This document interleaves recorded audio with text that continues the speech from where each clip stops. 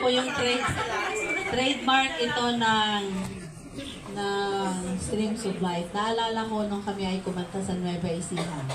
Merong experience ito, Pastor. Meron doon, yung church sa Nueva Ecija, nagkagalit-galit yung mga officers. Hinarana po namin. At ito yung awit na inawit namin sa kanila na siguro po ay kinasihan talaga ng Panginoon. Na after nung hinarana po namin sila, bumalik po sila sa church, Pastor, at nagkasundo-sundo na sila.